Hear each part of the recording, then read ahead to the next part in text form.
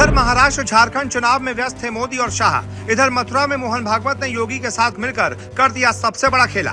मोदी नहीं, अब योगी बन गए आरएसएस की पहली पसंद। मथुरा से सेट हो गया नया टारगेट। मोहन भागवत ने नए मिशन के लिए योगी को दे दिया क्लियर एंड लाउड मैसेज।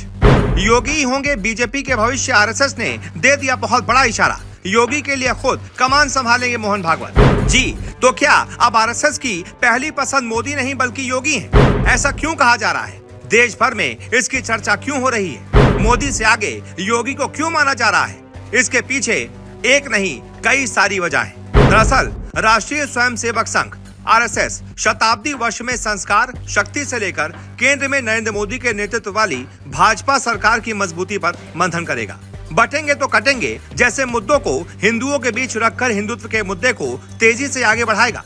संघ शताब्दी वर्ष में देश के हिंदुओं के सामने अगले कुछ सालों का नया टारगेट भी सेट कर सकता है। संघ के एजेंडे में यूपी टॉप प्रायोरिटी पर है। इसकी वजह भी है। देश में राष्ट्रवाद को धार देने से जुड़े मुद्दे, श्री कृष्ण जन्मस्थली मथुरा और काशी विश्वनाथ मंदिर, ज्ञानवापी जैसे मामले भी यूपी में ही हैं। हिंदुत्व के एजेंडे को जनता के बीच मजबूती से रखने के लिए यूपी के मुख्यमंत्री और फायरब्रांड हिंदुत्व के नेता योगी आदित्यनाथ संघ की पहली पसंद है। आरएसएस की वार्षिक अखिल भारतीय कार्यकारी मंडल की 2 दिवसीय बैठक मथुरा में शुक्रवार से शुरू हुई। इसमें कई मुद्दों पर चर्चा होगी। जनता के बीच क्या मैसेज देना है, इस पर मंथन होगा। सबसे पहले जानिए वो 4 बातें जो संघ लोगों तक ले जाएगा। देश विरोधी कुप्रयास। आरएसएस का मानना है कि लोकसभा चुनाव से पहले ही कुछ अंतर्राष्ट्रीय ताकतें भारत को एक निश्चित दायरे में बांधे रखना चाहती हैं। भारत की तरक्की और मजबूती को रोकने के लिए वो देश में सरकार को कमजोर करने और देश को कमजोर करने का प्रयास कर रही हैं। दूसरा, बटेंगे तो कटेंगे से शक्ति का महत्व बताएगा।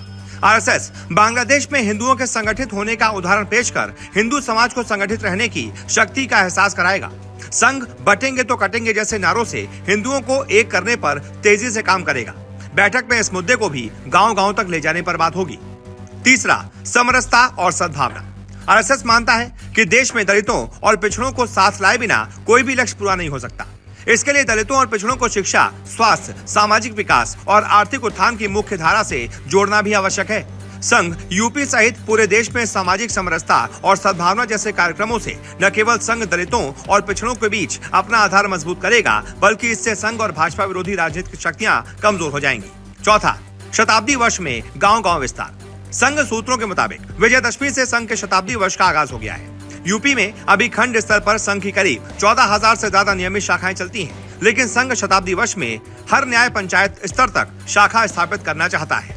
बैठक में किन किन मुद्दों पर चर्चा हो सकती है, ये भी आपको बता देते हैं। पहला मुद्दा, धर्मांतरण पर संघ चिंतित है, इस पर मंथन होगा। दूसरा मुद्दा, लव जिहाद को खत्म करने पर बात होगी। तीसरा मुद्दा, सांस्कृतिक वामपंथ रोकने पर मंथन होगा।